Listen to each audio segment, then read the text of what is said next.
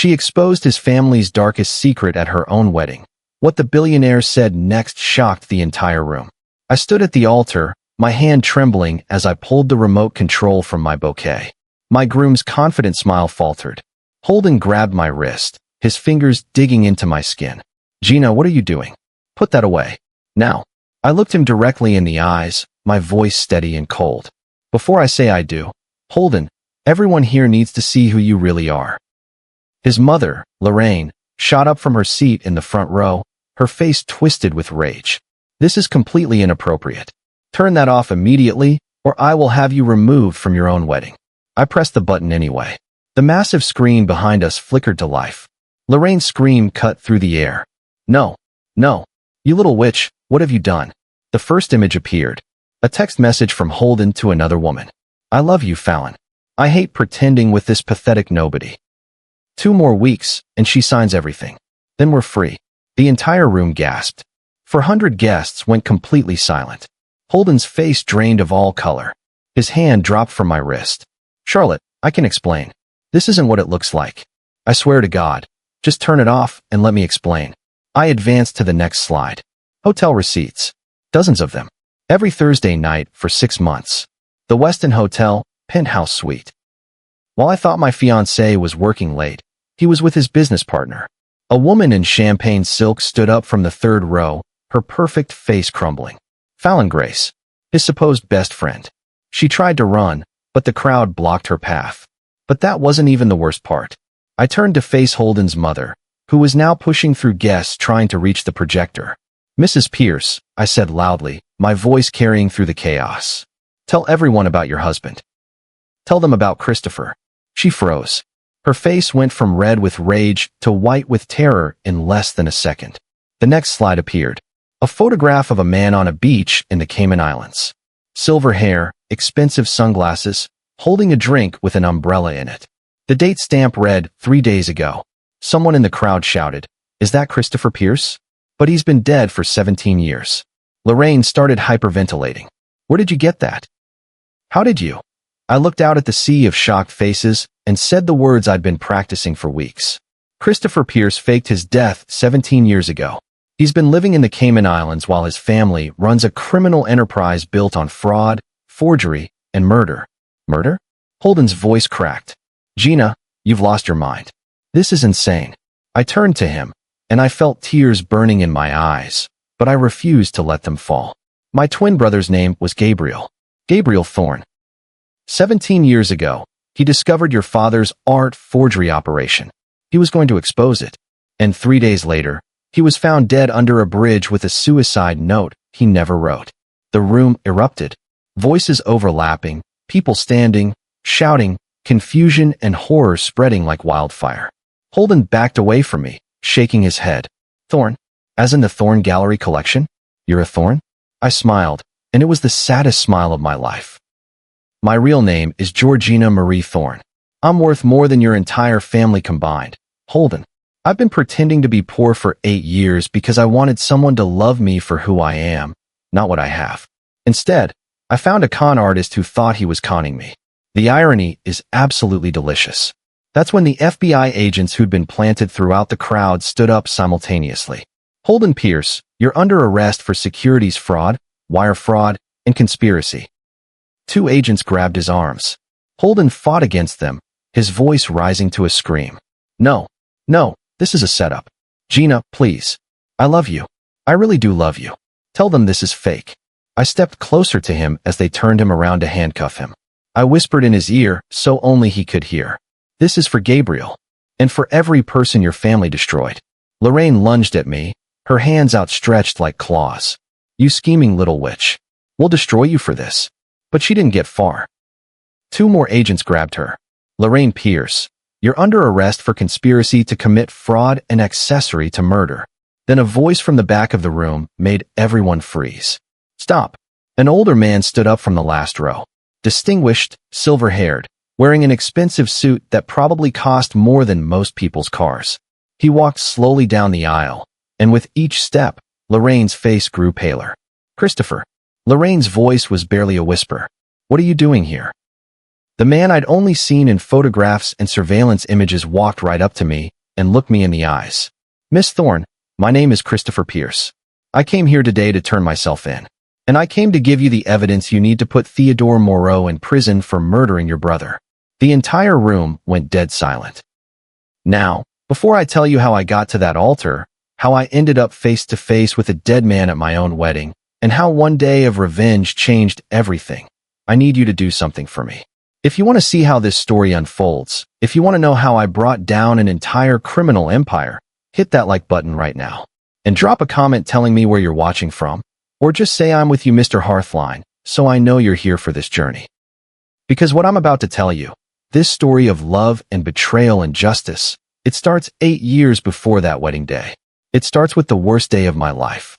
My name is Georgina Thorne, but for 8 years, the world knew me as Gina Rivers. Let me take you back to the beginning, to the moment that changed everything. I was 17 years old, sitting in my AP Art History class, doodling in the margins of my textbook, when my phone buzzed. It was my mother. She never called during school hours. Never. I stepped into the hallway to answer. "Mom, what's wrong?" The sound she made wasn't quite crying, wasn't quite screaming. It was something in between, something I'd never heard from my elegant, composed mother before. "Georgina, baby, you need to come home right now. It's Gabriel. There's been an accident." My twin brother Gabriel was my other half in every way that mattered. We weren't identical, obviously, but we might as well have been. We finished each other's sentences. We had the same recurring dream about flying over the ocean. When he got his wisdom teeth out at 15, my jaw ached for 3 days, even though mine were fine. "Mom, what kind of accident?" I was already running toward the parking lot, my backpack bouncing against my back. "Is he okay? Is he in the hospital?" Silence. "Then, he's gone, sweetheart. Gabriel is gone." I don't remember the drive home. I don't remember walking into our house in Connecticut, past the marble foyer and the staff members crying in corners. What I remember is seeing my father, a man who commanded boardrooms and negotiated million-dollar deals without blinking, sitting on the bottom step of our grand staircase with his face in his hands. He looked up when I came in. His eyes were red and empty. They're saying he jumped off the Riverside Bridge. They found a note. No, the word came out flat and certain. Gabriel wouldn't do that. He wouldn't leave me. Not like that. My mother appeared from the living room. Her makeup streaked down her face. The police found his car parked at the bridge. His phone was on the seat. And there was a note saying he couldn't live with himself anymore. I felt something break inside my chest. What was he supposed to not be able to live with? He was happy. He was in love. He and Francesca were talking about getting engaged after graduation. At the mention of Francesca's name, my father's jaw tightened. That girl was here an hour ago, crying beautifully. Very convincing performance. "Dad, don't." I knew where this was going. My parents had never liked Francesca Moreau. Her family was old money, the kind that whispered instead of shouted, the kind that had portraits of ancestors in museums. "Dad, she loved him." "Did she?" My father stood up, and I could see the rage beneath his grief. "Because our investigator just told me something very interesting. 3 days ago, Gabriel went to the police. He filed a report about art forgeries he'd discovered at the Moreau Gallery. He was going to testify. The Moreau Gallery was owned by Francesca's father, Theodore Moreau. Gabriel had been interning there as part of his art authentication studies. And now he's dead." My father's voice broke. "My son went to the authorities to do the right thing, and now he's dead with a suicide note that I don't believe he wrote." The funeral was 4 days later. Francesca showed up in black Chanel, her face hidden behind a veil, carrying white roses. She cried at all the right moments. She gave a eulogy about how much Gabriel meant to her, how she'd never love anyone the way she loved him. I watched her from the front row and felt nothing but cold certainty. She was lying. Everything about her was a performance. 2 months later, she was engaged to a senator's son. 6 months after that, I was sitting in my father's study when our family investigator, a former FBI agent named Roman, laid out everything he'd found. Gabriel had discovered that the Moreau Gallery was selling forgeries as authentic pieces. They'd been doing it for over a decade, defrauding collectors, museums, private buyers. We're talking about hundreds of millions of dollars in fraud. How many people knew Gabriel found out? I asked. Roman slid a folder across the desk. At least 5 people. Theodore Moreau, his business partner Christopher Pierce, and 3 others in their operation. Gabriel confronted Francesca about it 2 weeks before he died. We have a record of her phone calls to her father that same night. 17 calls in 3 hours. So they killed him. I said it simply, stating a fact. We can't prove it. Roman's frustration was evident. The police report says suicide.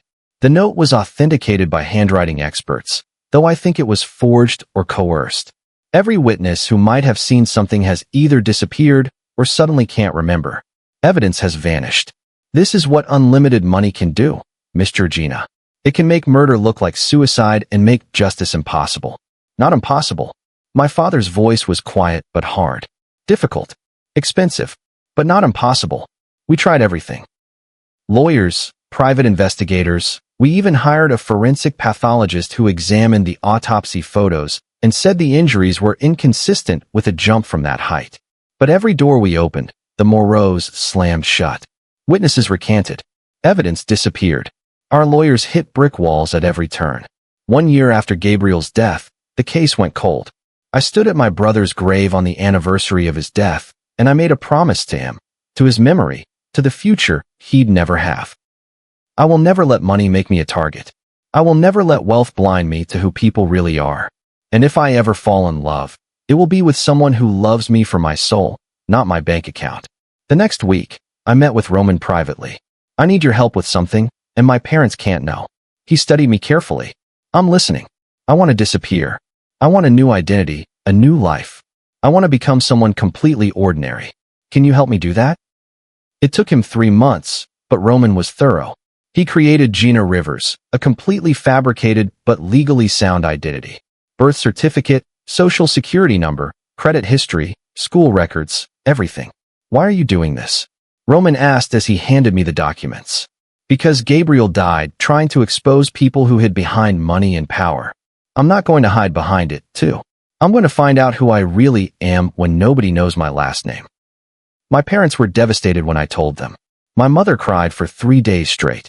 My father tried to reason with me, then tried to forbid me, then finally just held me and whispered, "Promise me you'll be safe." I promised, Dad. And I'll visit. Just not as Georgina Thorne. I moved to Portland, Oregon, about as far from Connecticut high society as I could get while staying in the continental United States. I rented a 4th-floor walk-up apartment in a building that smelled like cooking oil and had unreliable heat. I got a job teaching art to elementary school kids at a public school where the paint supplies came out of my own pocket more often than not. For the first time in my life, I had to budget. I learned what it meant to choose between buying groceries or getting my car fixed. I understood the anxiety of checking my bank account before every purchase, and it was freeing. Nobody cared that I was Georgina Thorne because nobody knew Georgina Thorne existed. I was just Gina, the art teacher who wore thrift store cardigans and rode a bicycle to work and brought homemade cookies to staff meetings. I made real friends. My coworker Kendra became my best friend over late-night grading sessions and cheap wine. She knew me as someone who struggled to make rent, not someone who had a trust fund that could buy the entire school building. I dated regular guys. Teachers, baristas, a guitarist in a local band. None of them were calculating my net worth or researching my family tree. They just liked me, or they didn't, based on who I was when I laughed or cried or talked about my dreams. 8 years passed like that. 8 years of authenticity that I'd never experienced growing up in mansions with staff and social obligations and the constant awareness that people wanted something from you. Then I met Holden Pierce, and everything I'd built came crashing down. It was a Friday night in October. Portland was doing that thing where it rains just enough to make everything smell like wet leaves and coffee. I'd gone to a small gallery opening, not because I was invited, but because it was free wine and I'd had a rough week of teaching. I was standing in front of a Rothko reproduction, genuinely lost in the color fields, when I heard a voice beside me. It looks like sadness trying to remember what joy felt like. I turned and saw him for the first time. Tall, dark hair that fell slightly over his forehead like he'd been running his hands through it. Eyes the color of storm clouds over the ocean. He wore a suit that probably cost 3 months of my salary, but his tie was loosened and his collar was unbuttoned like he was uncomfortable in it. "That's beautiful," I said. "Sad, but beautiful." He smiled, and it transformed his whole face. "I'm Holden." Gina.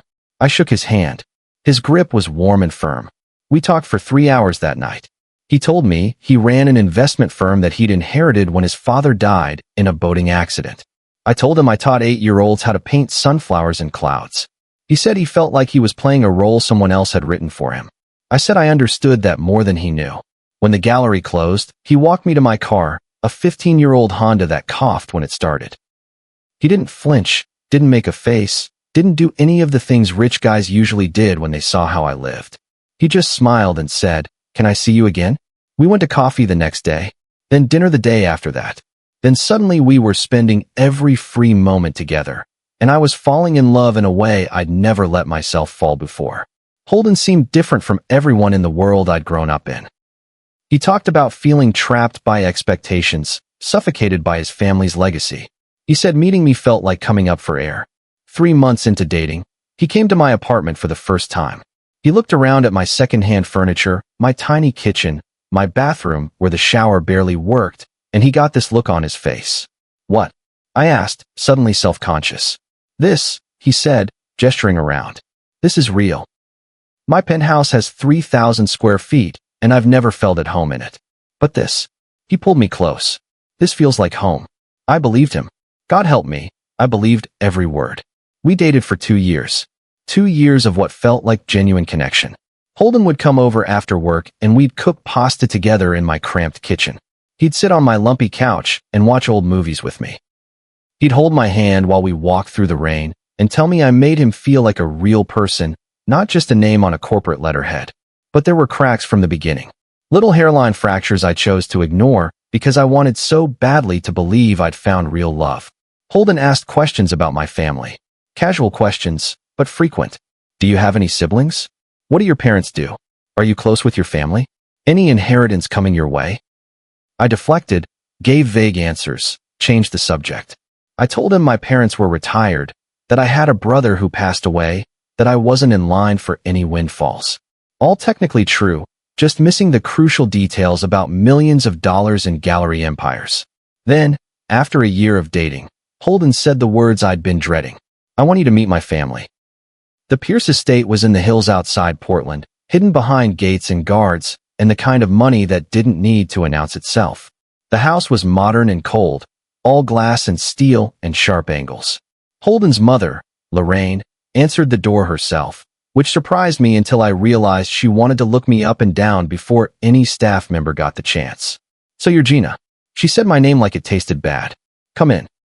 She was beautiful in that frozen, ageless way that spoke of expensive procedures and personal trainers and stylists on retainer. She wore cream-colored everything and diamonds that probably cost more than my annual salary. Dinner was excruciating. The dining room could have seated 20 people, but it was just me, Holden, Lorraine, and Holden's father George. George barely looked at me the entire meal. When I tried to make conversation, asking him about his business or his hobbies or anything, he answered in one-word responses while staring at his plate. Lorraine, however, was very attentive. She asked where I bought my dress. I said a thrift store, trying to be honest, trying to be myself. She laughed. Not a kind laugh. A laugh that made me feel small and stupid and completely out of place. "How charming," she said, her voice dripping with condescension. "Vintage." "It's not vintage," I said quietly. "It's just used." After dinner, I excused myself to use the restroom. On my way back, I passed by George's study. The door was slightly open, and I heard his voice. "Really, Holden? That's the best you could do?" Holden's response was too quiet to hear, but his father's next words were crystal clear. "She's a nobody from nowhere. This is embarrassing." I stood in the hallway, frozen, waiting for Holden to defend me. To tell his father that I was kind and smart and that I made him happy. Instead, I heard him sigh. "I know, Dad. I know. Just give me some time." I walked back to the dining room with a smile plastered on my face and got through the rest of the evening. On the drive home, Holden asked, "So what did you think? Your parents are very," I searched for a word, "traditional." He laughed and squeezed my hand. "They'll warm up to you. They're just protective." But they didn't warm up. Over the next year, as my relationship with Holden deepened, his family's cruelty escalated. Lorraine would grab my clothes and critique everything. Once, she literally threw away my winter coat because she said it was embarrassing to be seen with me wearing it. She made me sit at a separate table during a family Christmas dinner because I didn't match the aesthetic of their dining room. She'd introduced me to their friends as Holden's little experiment or this girl he's been seeing, never by my name, never as his girlfriend even after we'd been together for over a year. When I tried to talk to Holden about how his mother treated me, he'd sigh and say, "She's just like that. You're being too sensitive, Gina." Then there was his sister, Ren. She was younger than Holden by 3 years, but somehow more intimidating. She was a corporate attorney with perfect hair and perfect clothes and a perfect smile that never reached her eyes. Our first meeting, she looked me up and down and said, "So you're the charity case my brother's been obsessing over." "I'm Gina," I said, extending my hand. She shook it limply. "I know who you are. My question is, what do you want from my brother?" "Nothing," I said, confused. "I just want to be with him." "Sure you do." She smiled that cold smile. "Girls like you always have angles." "Girls like me? You know exactly what I mean." She leaned closer, her voice dropping to a whisper. "I've seen your type before. You latch on to successful men and bleed them dry. But Holden's smarter than you think. And I'm watching you." But the worst part, the part that should have made me run screaming, was Fallon Grace. Holden called her his best friend and business partner. They'd known each other since prep school, gone to college together, started his investment firm together. She was beautiful in that effortless way, with honey-colored hair and the kind of bone structure that belonged on magazine covers. She had a key to Holden's penthouse. For emergencies, he explained when I asked about it. "We're partners. It makes sense." She'd walk into his place without knocking, even when she knew I was there. Once, I was making breakfast in Holden's kitchen wearing his shirt, and Fallon walked in like she owned the place. "Oh," she said, looking at me like I was a stain on the furniture. "You're still here." "Good morning, Fallon," I said, trying to be polite. "Want some coffee?" "No thanks. I don't drink cheap coffee." She turned to Holden, who'd just walked out of the bedroom. "Holdy, we need to go over the Beaumont contracts." "Holdy." The nickname made my skin crawl. "Can it wait?" Holden asked, but he was already reaching for his laptop. "Of course it can't wait. This is a multi-million-dollar deal." She glanced at me. "I'm sure your little friend understands that business comes first." I stood there in that kitchen, watching my boyfriend and his business partner huddled over a laptop, speaking in a language of finance and deals that excluded me entirely, and I felt invisible. This became the pattern. Fallon would touch Holden constantly, a hand on his arm, fingers brushing his shoulder, leaning close to whisper in his ear. She'd laugh at everything he said, finish his sentences, bring him his favorite coffee without being asked. When I finally worked up the courage to tell Holden it made me uncomfortable, he looked at me like I'd said something ridiculous. "Gina, Fallon is like my sister. We've known each other since we were kids. You're being insecure." "I'm not being insecure. I'm telling you that your business partner acts like she's your girlfriend. That's how she is with everyone. It doesn't mean anything." He pulled me close. "You're the one I love. You're the one I come home to. Isn't that enough?" I wanted it to be enough. I wanted it so badly that I swallowed my discomfort and tried to be the cool girlfriend who wasn't threatened by the beautiful woman with unlimited access to my boyfriend's life. 1 year and 9 months into our relationship, Holden proposed. He did it in my apartment, not at some fancy restaurant or romantic destination. He got down on one knee in my tiny living room and pulled out a ring that was beautiful but not ostentatious. "Gina Rivers, you're the only genuine thing in my life. You make me feel like I'm more than just my last name. Will you marry me?" I said yes. Of course I said yes. I loved him. Or I loved who I thought he was. The engagement period should have been happy. Instead, it was like watching storm clouds gather on the horizon. Lorraine took over the wedding planning immediately. She didn't ask what I wanted. She told me what was happening. "We'll have the ceremony at the Cliffside Estate. For 100 guests. I've already contacted the caterer we use for all family events." "For 100 people? I don't even know 400 people." "You don't need to know them, dear." She said dear the way you'd say pest. "These are business associates, family friends, people who matter." "What about my friends?" "My family." She waved her hand dismissively. "Of course, you can invite your little teacher friends. We'll put them in the back." Planning my own wedding became an exercise in being steamrolled. I had no say in the flowers, the food, the music, the venue. Lorraine made every decision and presented them to me as done deals. When I complained to Holden, he said, "Just let her have this. It makes her happy, and it's easier than fighting her. We'll be married either way, right? But it's our wedding. It's one day, Gina. Then we'll have the rest of our lives." Except that wasn't true, and I was about to find out exactly how not true it was. 6 weeks before the wedding, Holden changed.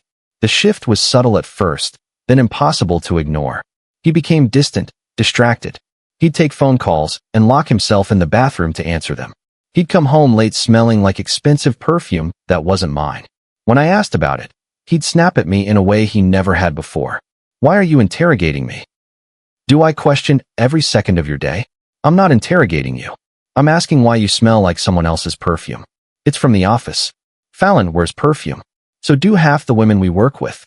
You're being paranoid." But my gut knew something was wrong. That instinct that had kept me safe for 8 years was screaming at me to pay attention. Then I found the receipt. I was taking Holden's suits to the dry cleaner, a wifely task I'd started doing without even thinking about it, when a piece of paper fell out of his jacket pocket. The Westin Hotel. Penthouse suite. Charged on a Thursday night 6 weeks ago. Then again 4 weeks ago. Then 2 weeks ago. Then last Thursday. We lived together in his penthouse. Why would he need a hotel room? My hands shook as I pulled out my phone and called the hotel, disguising my voice as his assistant. "Yes, I'm calling to confirm Mr. Pierce's standing reservation for Thursday evenings." The woman on the phone was cheerful and helpful. "Of course. Mr. Pierce has the penthouse suite every Thursday from 7 p.m. to midnight. Should I continue the reservation after his wedding next month?" I could barely breathe. "Yes, please. Thank you." I hung up and sat on the floor of our bedroom, that receipt in my hand, and felt my world tilt on its axis. I should have confronted him right then. I should have demanded answers. But something stopped me. Some instinct that said if I showed my hand too early, I'd lose whatever game was being played. So instead, I did something I never thought I'd do. Something that went against everything I believed about trust and privacy. I went through his phone. It was midnight. Holden was asleep beside me, his phone charging on his nightstand. I knew his password. He'd given it to me months ago, back when trust was easy. I took his phone into the bathroom, locked the door, and started searching. At first, I found nothing. Then I noticed a folder labeled W Projects, locked with a second password. I tried Holden's birthday. Wrong. I tried his mother's birthday. Wrong. Then, on a hunch, I tried Fallon's birthday. It opened. Inside were hundreds of messages. Group chats. Individual conversations. All of them about me. All of them revealing a truth so ugly I had to sit down on the bathroom floor to keep from passing out. The first message thread was between Holden and Ren, dated 3 months ago. Ren had written, "The prenup is airtight. Once she signs, we're protected." Holden's response, "I still can't believe we're doing this." Ren again, "Are you getting cold feet?" "She's nobody, Holden. This is business." Holden, "I know. It's just harder than I thought it would be." Ren, 2 more weeks until the wedding. Then you'll have the optics you need for the Beaumont merger. The old money families want stability. A wife gives you that. Just think of her as an employee. I read that message 3 times, each word hitting me like a physical blow. The next thread was between Holden and his father, dated 1 month ago. George had written, "What about after? How long do you have to stay married?" Holden's response, "Minimum 1 year. Then we'll find grounds for divorce. She'll get her settlement, and that's generous given what she's bringing to the table." George, "Which is nothing." Holden, "Exactly." Then came the messages between Holden and Fallon, and these were the ones that destroyed me completely. Fallon, "I miss you, baby. I hate this charade." Holden, "I miss you too. Thursday night." Fallon, "Always. Same hotel." Holden, "Same hotel. I can't wait until this is over, and we can stop pretending." Fallon, "How much longer do we have to wait?" Holden, 1 year after the wedding. Then I'll divorce her, and we can finally be together openly. Fallon, "A year feels like forever." Holden, "I know, baby. But the Beaumont deal requires me to be a stable family man. Once that's secured and we've absorbed their portfolio, we can end this. Gina will get her settlement. We'll get our fortune, and everything goes back to normal." Fallon, "I love you." Holden, "I love you too." I sat on that bathroom floor, Holden's phone in my shaking hands, and something inside me went completely cold. Not hot with rage. Not broken with grief. Cold. Calculating. Clear. I kept reading because I needed to see all of it. The family group chat was even worse. It included Holden, Ren, Lorraine, and George. Lorraine had written, "I can't believe we have to pretend to like this trash for 3 more weeks. Ren, I give her 2 minutes after the ceremony before she signs the prenup. She'll be so grateful to be married, she won't even read it. George, the stupid girl probably thinks she's Cinderella. Holden, let's just get through this. Once it's legal, Charlotte becomes useful. The Hong Kong investors want to work with family men. She's perfect for that image. Stable wife, eventual kids, the whole package. Lorraine, make sure she doesn't get pregnant before the divorce. That complicates things. Holden, already handling it. I've been careful." I thought about all the times Holden had insisted on using protection, even though I was on birth control. How he'd said he wasn't ready for kids yet. How he'd made it seem like he was being responsible. He was just protecting his exit strategy. But then I found something that made everything else look like child's play. An email from Lorraine to a family attorney dated 2 weeks ago. The subject line was prenup modification urgent. The email said, "Modify the prenup as discussed. Make sure Clause 7B is activated and properly documented. We can't have any complications if something unfortunate were to happen." I opened the attached prenup document and scrolled to Clause 7B. It stated that if Holden died within the first year of marriage, all assets would go to his designated beneficiary, not his wife. The designated beneficiary was listed as Fallon Grace. There was also a life insurance policy attached. $10 million, payable to Fallon if anything happened to Holden in the first year of our marriage. My mind raced. Why would they need that clause? Why would they specify the first year? Why would Fallon be the beneficiary instead of me, the wife? Then I saw another email, this one from Ren to Lorraine. "Are you sure about the accident plan? That's extreme even for us." Lorraine's response, "We've done it before. It's cleaner than divorce and far more profitable. We've done it before." I thought about Christopher Pierce, Holden's father, who died in a boating accident 17 years ago. I thought about the timing. I thought about Lorraine marrying George 6 months later. Oh God, they weren't just planning to use me for appearances and then divorce me. They were planning something much darker. And I was standing right in the middle of it, completely blind. For the first time in 8 years, I called Roman, my family's head of security. He answered on the first ring. "Miss Georgina, are you safe? I need help." My voice was steady, which surprised me. "I need you to come to Portland. I need you to investigate someone. And Roman, I need you to do it quietly because I think I'm in danger." He was on a plane within 2 hours. We met at a coffee shop far from my apartment, far from anywhere Holden might see us. Roman looked exactly the same as he had 8 years ago, silver-haired and solid and capable. "Tell me everything," he said. I told him about Holden, about his family, about the messages I'd found. I showed him screenshots I'd taken of everything on Holden's phone before carefully deleting my browsing history and putting it back exactly where I'd found it. Roman's face grew darker with every image. "Miss Georgina," he said when I finished, "I need to make a call." He stepped away and had a quiet conversation on his phone. When he came back, he said, "Your father wants to talk to you." He handed me his phone. "Dad." My voice broke for the first time. "Baby girl." My father sounded like he was crying. "Are you safe? Where are you?" "I'm okay. I'm with Roman."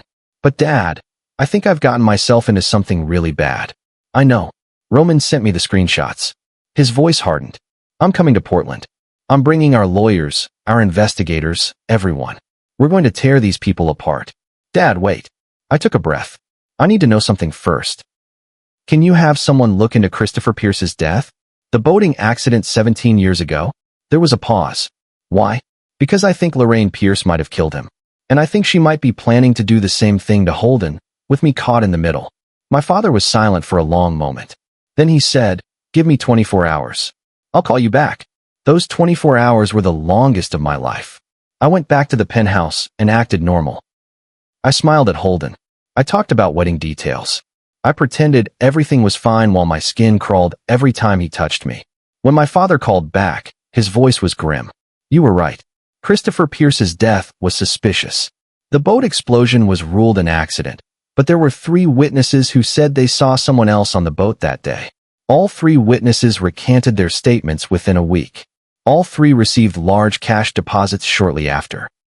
So Lorraine killed her first husband. We can't prove it. But yes, I believe she did. And Georgina, there's more. Christopher's death benefited Lorraine enormously. She received a $20 million life insurance payout. 6 months later, she married George Pierce, Christopher's younger brother. She married the brother? It kept the money in the family. Very neat. Very calculated. My father paused. I'm sending Roman's full team to Portland tonight. We're going to investigate every member of the Pierce family. And sweetheart, I need you to promise me you'll be careful until we can get you out of there safely. I'm not leaving. What? I'm not leaving, Dad. I'm going to marry him. Georgina, that's insane. You just told me you think they might be planning to kill you. They won't kill me if I expose them first. My mind was working fast, pieces falling into place. The wedding is in 5 weeks.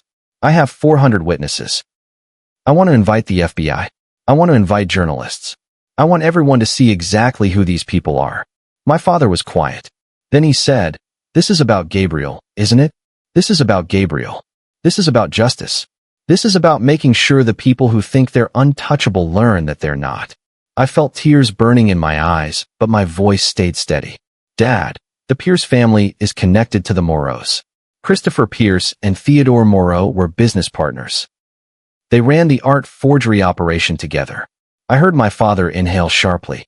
You're sure? Roman found the documents. Christopher Pierce wasn't just involved. He was the mastermind. And when Gabriel threatened to expose them, Theodore Moreau had him killed. With Christopher's knowledge. With his approval. Then Christopher died 6 months later. Or went into hiding.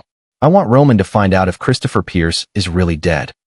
Because if Lorraine has done this before, if she's planning to do it again, I need to know everything before I walk into that wedding.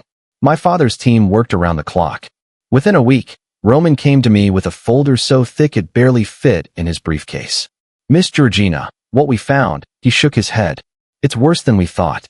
Tell me, Christopher Pierce is alive. He's living in the Cayman Islands under the name Christopher Morrison. We have surveillance photos from 3 days ago.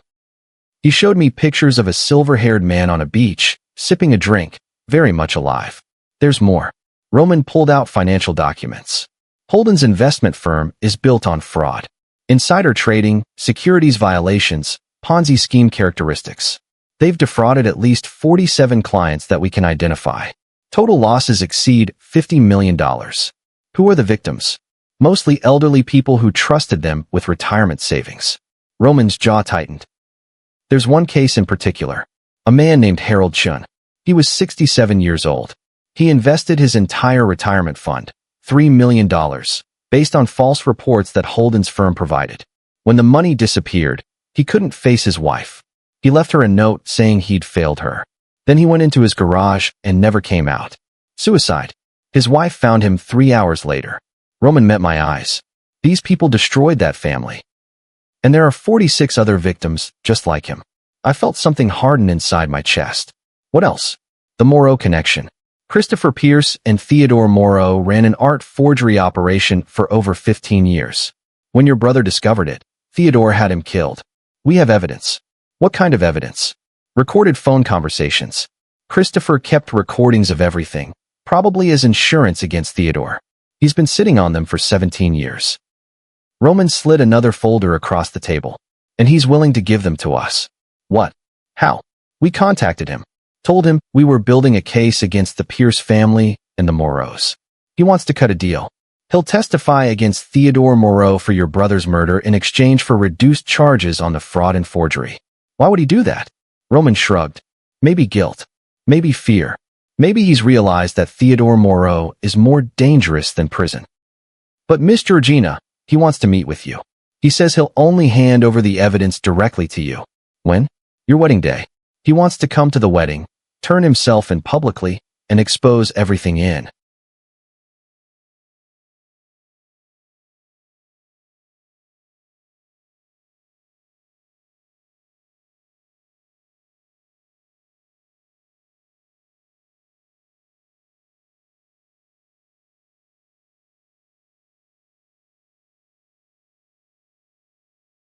Front of everyone. He wants the world to see that he's cooperating. I sat back, my mind spinning. So Christopher Pierce, supposedly dead for 17 years, is going to show up at my wedding and confess to everything? That's what he's proposing. Roman watched me carefully. But Miss Georgina, this is dangerous. If Theodore Moreau finds out, if the Pierce family suspects anything, they won't. I'll make sure of it. I looked at the folders spread across the table.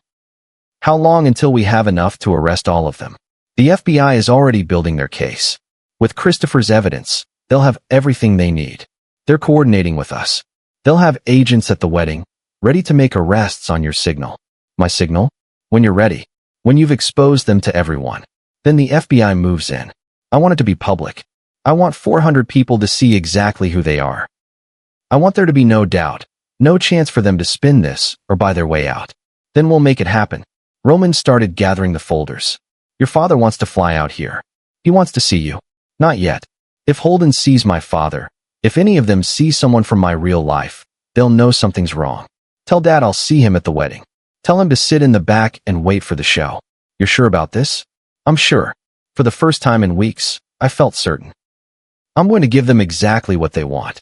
A bride who signs on the dotted line. A wife who smiles for the cameras. And then I'm going to burn their entire world down. The next 4 weeks were the most elaborate performance of my life. Every morning I woke up next to a man I now knew was planning to use me, possibly even planning to have me killed, and I smiled. I kissed him goodbye. I talked about centerpieces and seating charts and honeymoon destinations we'd never take. Holden had no idea I was 10 steps ahead of him. Roman's team worked in absolute secrecy. They coordinated with the FBI, building an airtight case against the entire Pierce family. Special Agent Rebecca Valdez became my primary contact. She was sharp, professional, and when I showed her the evidence we'd gathered, her eyes went hard. This is enough to put them away for decades, she said. We've been investigating the Pierce firm for 8 months, but we couldn't get inside their operation. You just handed us everything we needed. When can you arrest them? At the wedding, like you requested. She looked at me carefully. But Miss Thorne, I need to make sure you understand the risk. If any of them suspect what's coming, if they figure out you know, they won't.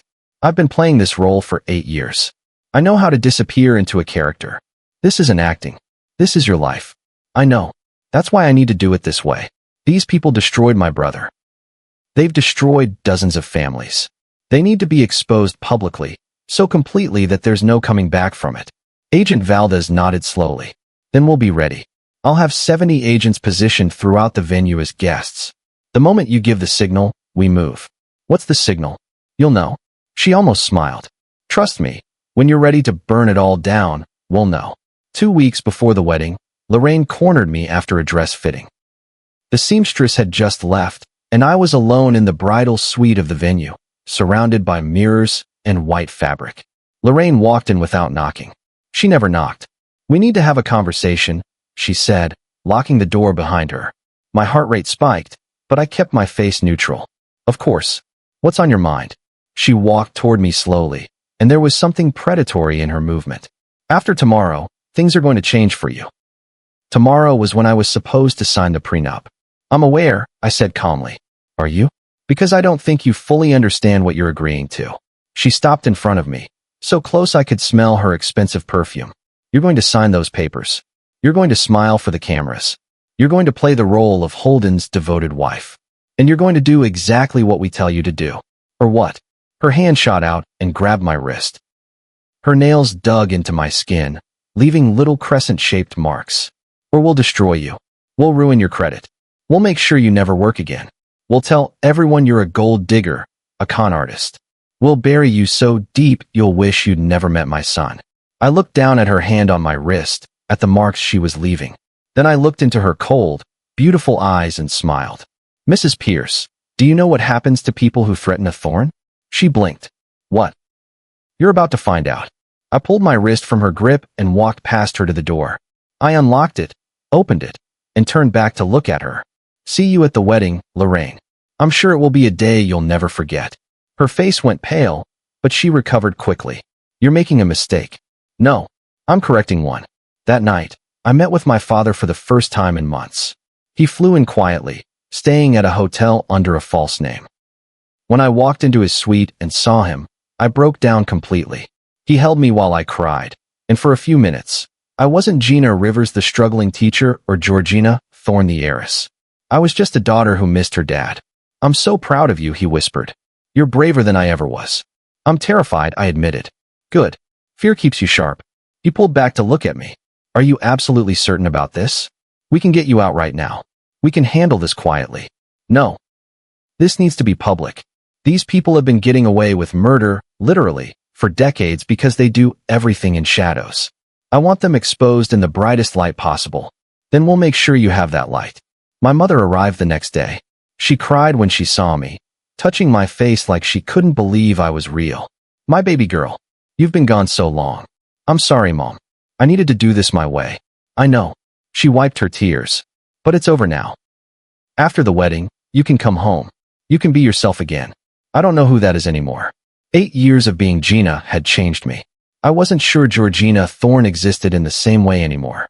Then we'll figure it out together, my mother said firmly. The day before the wedding, I signed the prenup.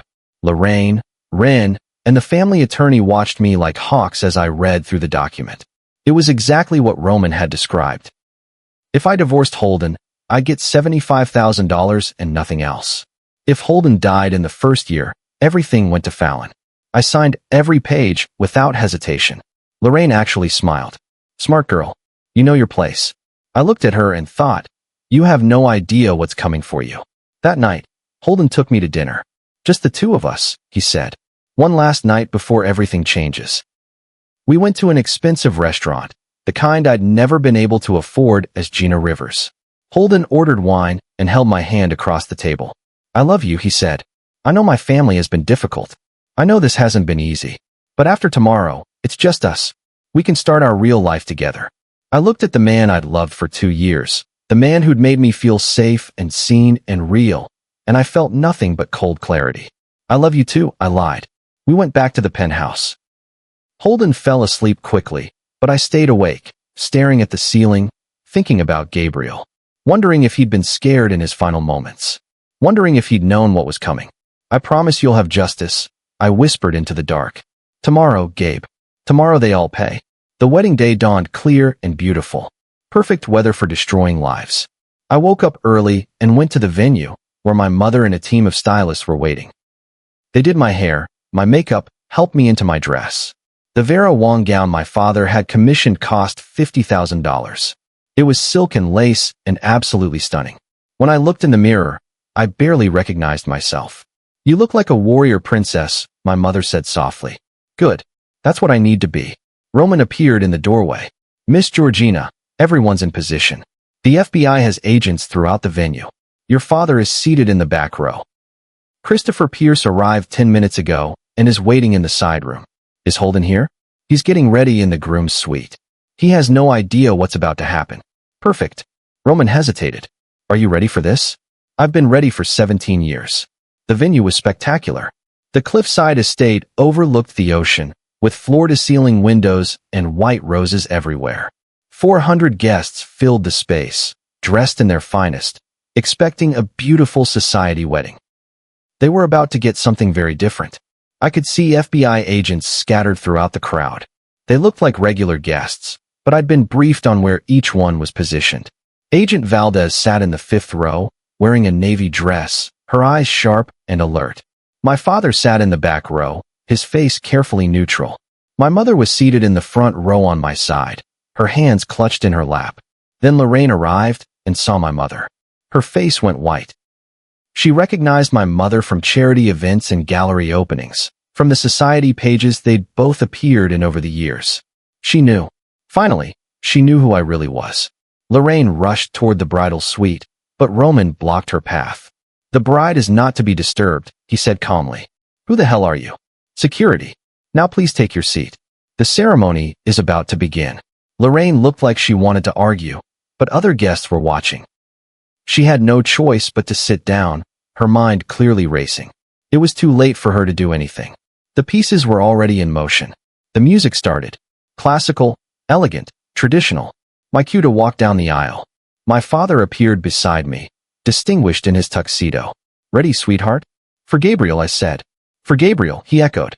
We walked down that aisle together, and I watched Lorraine's face as she fully processed who my father was. Jonathan Thorne, owner of the Thorne Gallery collection, worth an estimated $800 million. She tried to research me and found nothing because I'd erased Georgina Thorne completely. George Pierce was staring at my father, recognition dawning. Wren's mouth was literally hanging open. Fallon looked confused, like she couldn't understand why someone like my father would be walking me down the aisle. And Holden. Holden stood at the altar in his gray suit, looking handsome and confident and completely clueless. He smiled at me as I approached, and I could see love in his eyes. Or something that looked like love. Maybe part of him did care. Maybe part of this had been real for him. It didn't matter anymore. My father placed my hand in Holden's and whispered, just loud enough for Holden to hear, "If you hurt my daughter, there won't be anywhere on earth you can hide." Holden's smile faltered. He looked at my father, then at me, confusion crossing his face. "Gina, what?"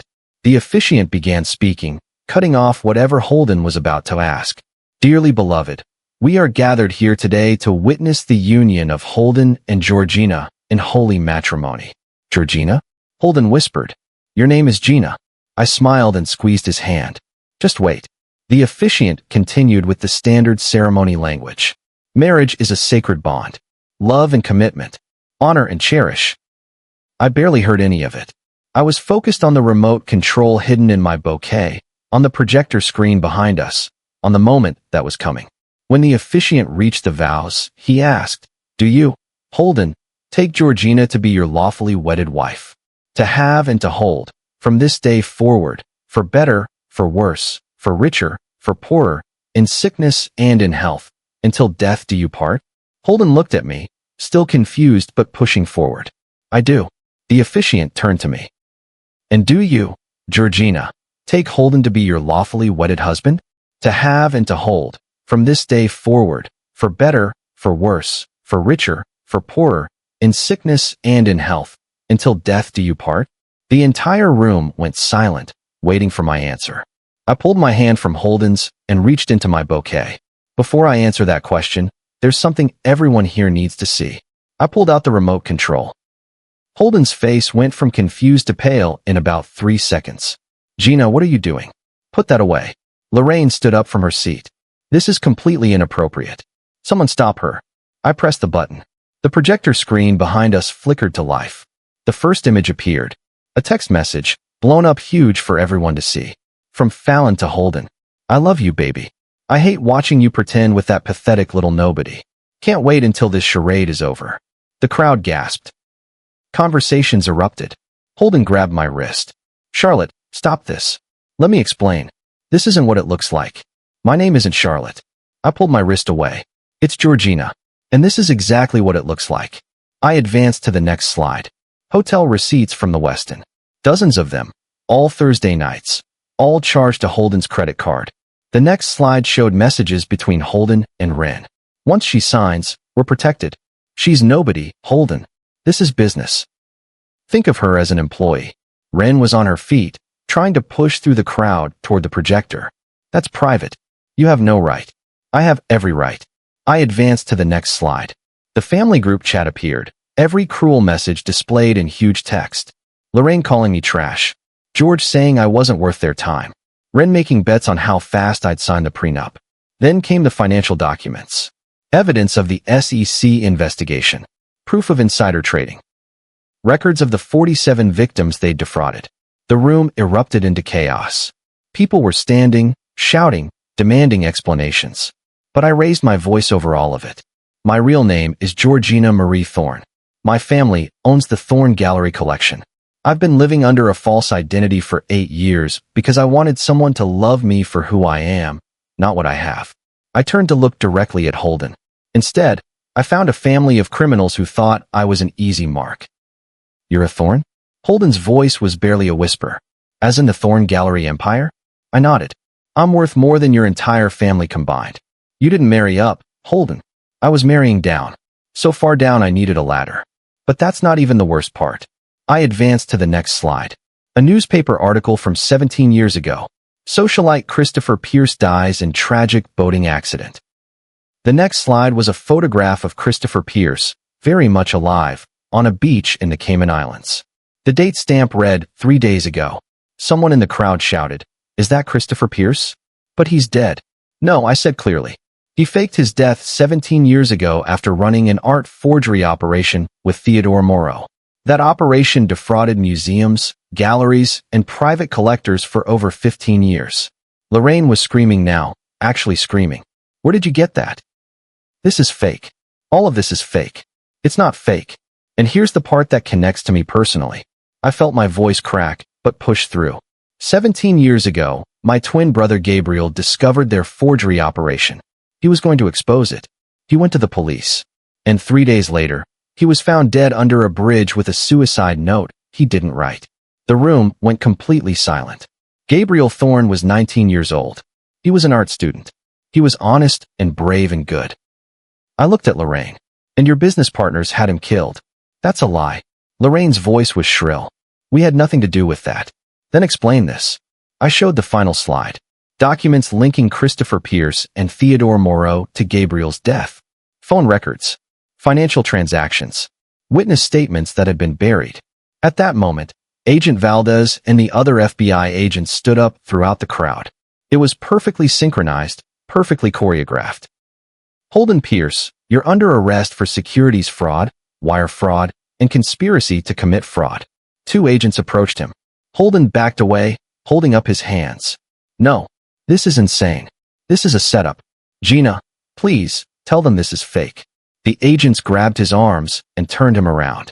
Another agent pulled out handcuffs. Holden was fighting them, his voice rising to a panicked shout. This is all Ren's idea. My mother forced me into this. Gina, I love you. I really do love you. Just tell them. As they handcuffed him, I stepped close enough that only he could hear me. You want to know what's funny, Holden? You investigated me for months. You thought I was nobody.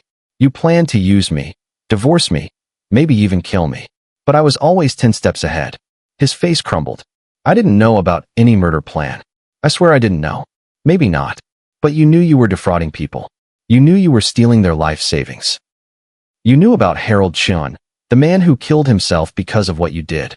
Holden's legs actually gave out. The agents had to hold him up. Lorraine Pierce, you're under arrest for conspiracy to commit fraud, money laundering, and accessory to murder. Lorraine tried to run in her designer heels. She got about 10 feet before 2 agents caught her. She fought like a wild animal, screaming about lawyers and how we'd all pay for this. Ren Pierce, you're under arrest for conspiracy to commit fraud, securities fraud, and obstruction of justice. Ren didn't run. She just stood there, staring at me with pure hatred. You think you've won. You have no idea what you've done. I've given 47 victims justice. I've exposed your family for what they are. And I've honored my brother's memory. That's exactly what I intended to do. George Pierce sat in his chair and put his face in his hands. When the agents came for him, he didn't resist. He looked like he'd aged 30 years in 30 minutes. Fallon tried to escape through the kitchen entrance, but my cousin Marcus, who'd been positioned there specifically, blocked her path. She fought and scratched and screamed, but the agents restrained her quickly. As they led Holden past me in handcuffs, he looked at me with tears streaming down his face. Charlotte, please. I can explain everything. I do love you. I swear I love you. I stepped closer to him one final time. You want to know something, Holden? If you'd just been honest with me, if you'd just asked who I really was, I would have told you. I was planning to tell you everything after the wedding. We could have had a real marriage, a real life. But you chose lies. You chose greed. You chose your family over me. I paused, letting that sink in. And now our child will pay the price. His face went completely blank. What? I'm pregnant. I found out 2 weeks ago. I let him see the truth in my eyes. And I will never let you near this baby. They'll grow up knowing their father is a criminal, but they'll also know their mother was strong enough to do the right thing even when it destroyed her. We're having a baby. Holden was sobbing now, ugly crying in front of 400 people. Gina, please. I know you won't believe me, but I really did love you. In the beginning, before everyone got I. In my head, I really loved you. The agents started pulling him toward the exit, but he fought against them, still talking.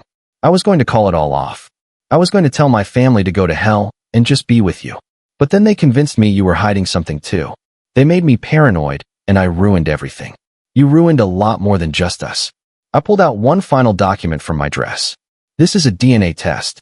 The baby isn't yours, Holden. His face went blank with shock. What? Remember that medical conference I went to 2 months ago? The one in Boston? The one you couldn't attend because you were too busy? I paused. You were at the hotel with Fallon that night. I called you crying because I felt alone, and you hung up on me. Understanding was starting to dawn on his face. I met someone at that conference. His name is Felix Brennan. He's a pediatric surgeon. We sat next to each other at a dinner for medical professionals and artists discussing healthcare accessibility. We talked for hours about real things. Meaningful things. I felt tears on my cheeks now, but kept talking. And for the first time in 2 years, someone actually listened to me. You cheated on me? Holden's voice was small, broken. You're standing here exposing me for cheating, and you cheated too? Yes. I made a mistake one night when I was lonely, and you were with your mistress. The difference is I felt guilty. I was going to confess. You never were. So the baby. The baby has a father who already knows the truth and wants to be part of their life. Felix knew who I really was from the beginning. My family introduced us 3 years ago at a charity function. He loved me when he knew I was rich, and he still cared about me when he thought I was poor. I looked at Holden's devastated face. That's what real love looks like. Someone who wants you in their life regardless of circumstances. You should take notes for your next relationship. Oh wait, you'll be in prison for the next 15 years. The agents finally managed to pull him away. He was crying so hard he could barely walk. But then something happened that I hadn't fully anticipated, though Roman had warned me it might. A voice from the back of the room called out, "Stop. Please stop." Everyone turned. An older man was standing up from the last row. Silver-haired, distinguished, wearing an expensive suit. He looked strangely like Holden, but older, weathered. Lorraine, who was being led away in handcuffs, saw him and gasped. Christopher. Christopher Pierce walked slowly down the aisle. The FBI agents moved toward him, but he held up his hands. I'm not running. I came here to turn myself in. He walked all the way to the front and stopped in front of me. Miss Thorne, my name is Christopher Pierce. I know you probably hate me, and you have every right to, but I need you to know something. Agent Valdez was beside him now, ready to arrest him. Mr. Pierce, you need to come with us. I will. But first, I need to say this. He looked at me, and his eyes were wet. I didn't kill your brother. My father stood up from the back row, his voice hard. Then who did? Theodore Morrow. Christopher turned to address the whole room. When Gabriel Thorne discovered our forgery operation, Theodore panicked. I told him we should shut everything down, disappear, start over clean. But Theodore was ruthless in ways I never fully understood. What did he do? I asked, though I already knew. I needed him to say it. He had Gabriel killed. Christopher's voice broke. He hired someone to make it look like suicide. And when I found out what he'd done to a kid who was just trying to do the right thing, I couldn't be part of it anymore. So you faked your death and ran away? My father said coldly. Very noble. I was a coward. Christopher didn't defend himself. I was terrified of Theodore, terrified of what he'd do to my family if I fought back. So I took the coward's way out. I faked my death and ran. He turned back to me. But I've been gathering evidence for 17 years. Recorded conversations. Documents. Proof that Theodore Morrow ordered your brother's murder. I've been waiting for the right moment, for someone brave enough to take him down. He pulled a briefcase from behind his back and held it out to me. You're that person, Miss Thorne. And I'm here to give you everything you need to put Theodore Morrow in prison for the rest of his life. I took the briefcase with shaking hands. Why now? Why wait 17 years? Because I was afraid. Christopher's voice was raw with emotion. I was afraid of Theodore. I was afraid for my family. But watching my son become just as corrupt, just as cruel as I was, I realized I'd failed in every possible way a father can fail. He looked at Holden, who was still standing in handcuffs, staring at his supposedly dead father in shock. Dad, you've been alive this whole time? Christopher's face crumpled. I'm so sorry, son. I thought I was protecting you by disappearing. Instead, I left you with Lorraine and her poison. I watched from afar as she turned you into a criminal. I should have come back. I should have fought for you. You let me think you were dead, Holden whispered. For 17 years. I know, and I'll never forgive myself. But at least I can do this. At least I can help Miss Thorne get justice for her brother. Agent Valdez stepped forward. Christopher Pierce, you're under arrest for fraud, forgery, and conspiracy. You have the right to remain silent. I understand. Christopher held out his wrists for the handcuffs. But please, make sure Theodore Morrow is arrested. He's the one who ordered the murder. He's the one who's truly dangerous. We'll handle it, Agent Valdez said. Thanks to the evidence you've provided, we already have teams moving to arrest Theodore Moreau and his daughter Francesca. They'll be in custody within the hour. I opened the briefcase. Inside were hundreds of documents, USB drives, audio recordings. Years and years of evidence. My father came up beside me and looked over my shoulder. His hand gripped my arm. This is it, sweetheart. This is everything we've needed. I looked up at the crowd of stunned wedding guests. 400 people staring at me in various states of shock, confusion, horror. I found my voice one more time. I'm sorry your Saturday was spent witnessing this instead of a wedding. But some secrets are too dangerous to stay buried. And some people deserved better than the silence we gave them. I looked at the briefcase in my hands. My brother Gabriel died because he tried to do the right thing. He tried to expose corruption and fraud and crime. And for 17 years, the people responsible got away with it because they had money and power and connections. My voice was getting stronger now. I could have gone to the FBI privately. I could have had all of them arrested quietly. But then you wouldn't know. Their business partners wouldn't know. Their friends wouldn't know. The world wouldn't know. I looked directly at Lorraine, who was still screaming about lawyers. I needed everyone to see exactly who these people are. Monsters wearing designer clothes and expensive smiles. People who destroy lives and don't lose a single night of sleep. I took a breath. You might think this is a victory for me, but I'm standing here in a wedding dress with no groom. I spent 2 years loving someone who never existed. I planned a future with a man who saw me as a business opportunity. I looked at Holden, who was still crying. But at least I know the truth now. At least I know that real love exists, even if I didn't find it with you. As the FBI agents led the Pierce family out one by one, the room slowly began to empty. Guests filed out, talking in hushed voices, already pulling out their phones to spread the news. My mother came up and wrapped me in her arms. You did it, baby. You did it. My father joined us, and for a moment, we just stood there. The Thorne family, together again. Roman approached quietly. Miss Georgina, there's someone who wants to see you. Who? A man stepped out from the side room. Tall, kind eyes, wearing a simple suit. Felix Brennan. He walked up to me slowly. Georgina, I came as soon as I heard what was happening. Are you okay? I looked at this man I barely knew, but who'd shown me more kindness in one evening than Holden had in 2 years. I don't know. Ask me tomorrow. Felix smiled gently. I'll be here tomorrow. And the day after that. For as long as you need. Why? I asked. Why would you want anything to do with me after this circus? Because you're extraordinary. He said it simply, like it was obvious. You just took down an entire criminal empire. You got justice for your brother. You're carrying a child. And you're still standing. He reached out and took my hand. I've been in love with you since the moment we met at that charity gala 3 years ago. I didn't say anything because you seemed determined to live as someone else, and I wanted to respect that. But Georgina, I'm here now. If you'll have me. I looked at our joined hands and felt something shift inside me. Not love, not yet, but possibility. Ask me tomorrow, I said again. Tomorrow it is.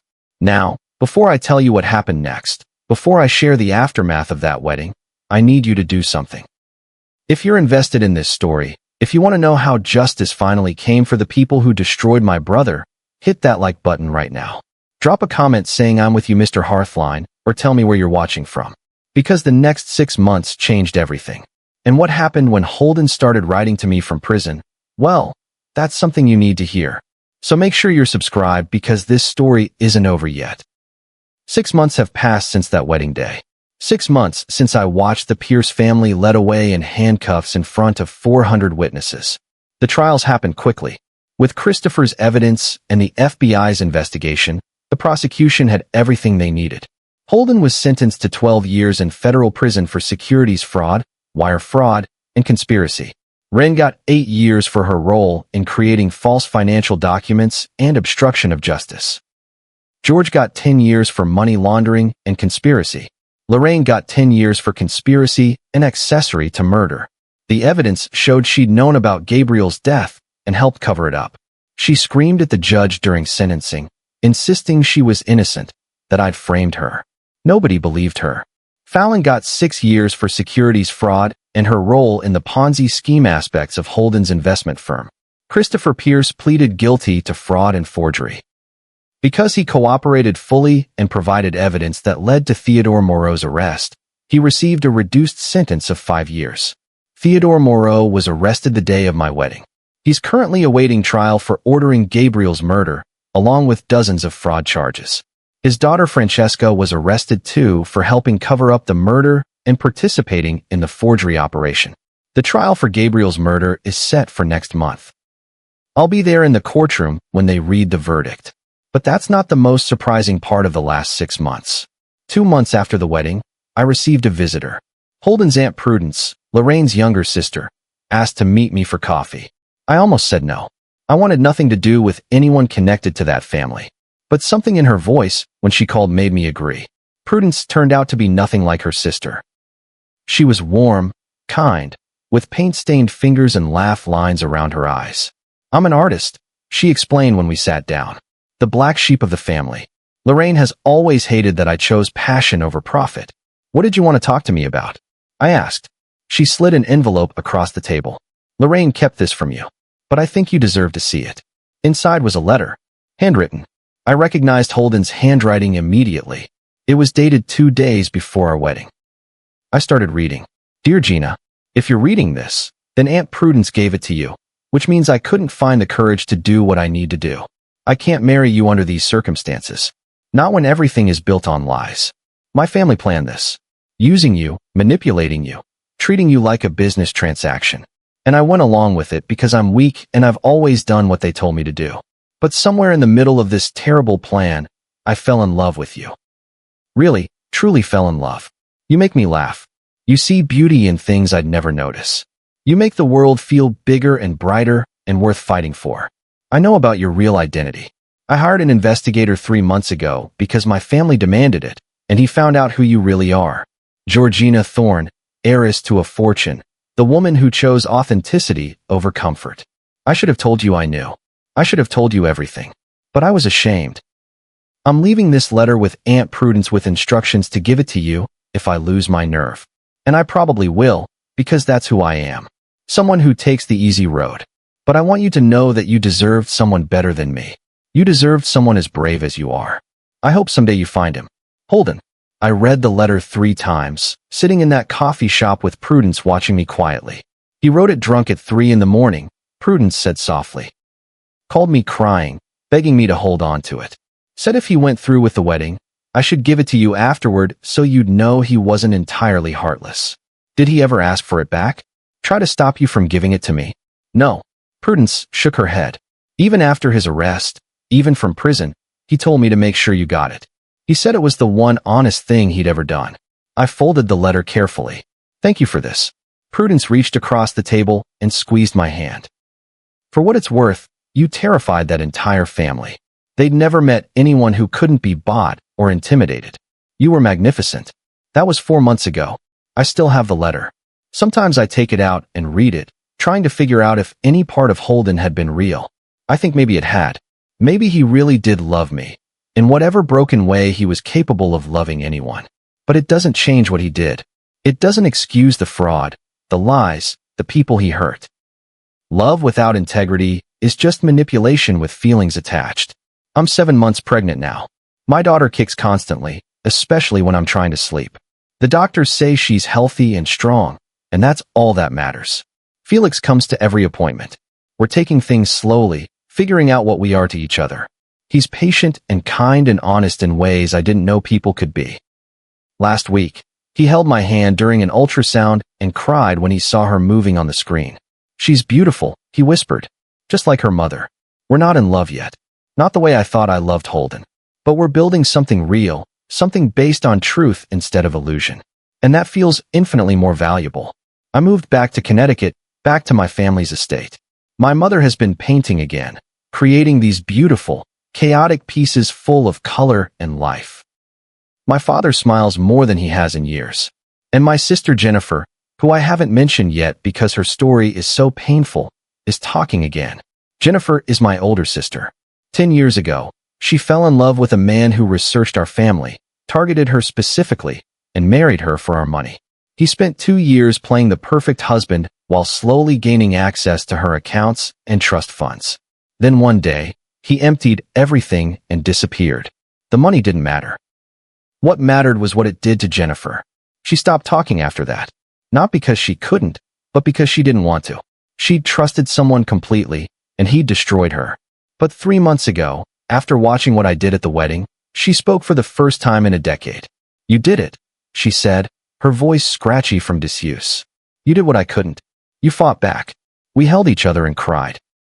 And now she's in therapy, working through her trauma, slowly coming back to life.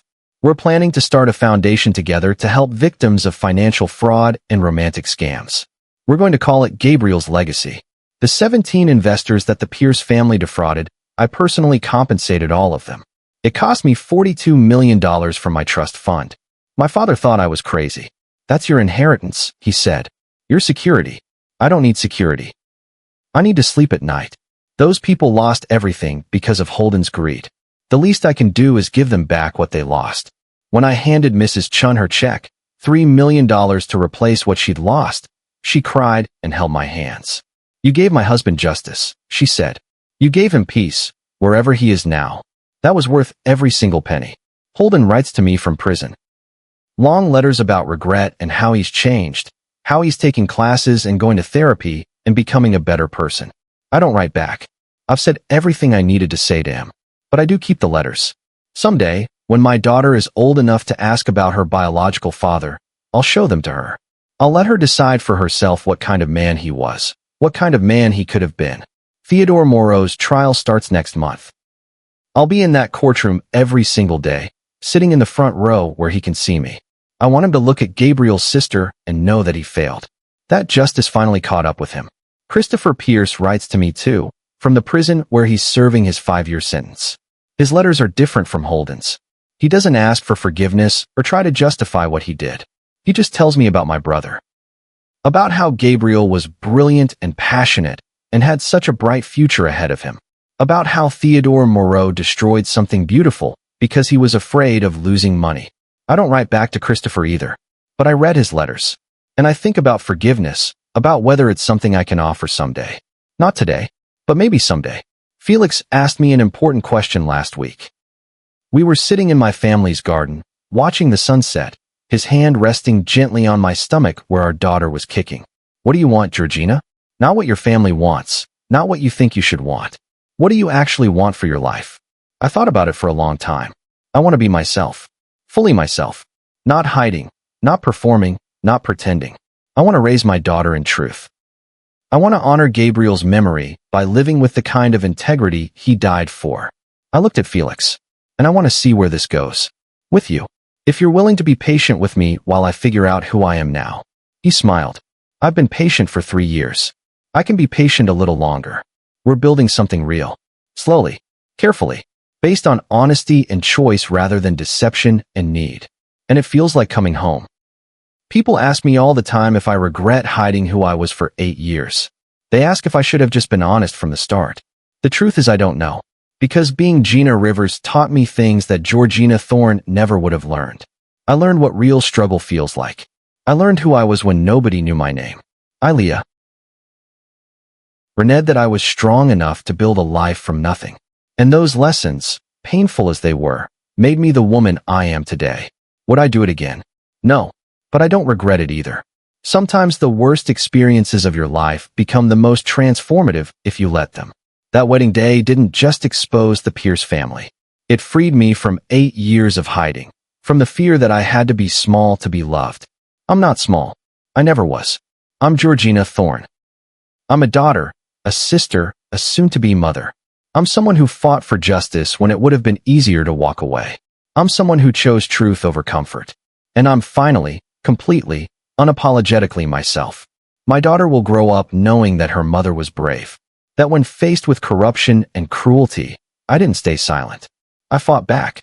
She'll know that her biological father made terrible choices, but that those choices don't define her. She'll know that family isn't just about blood. It's about the people who show up, who stay, who choose you every single day. Felix has already said he wants to adopt her after she's born, if I'll let him. He wants to be her father in every way that matters. I haven't given him an answer yet, but I'm thinking about it.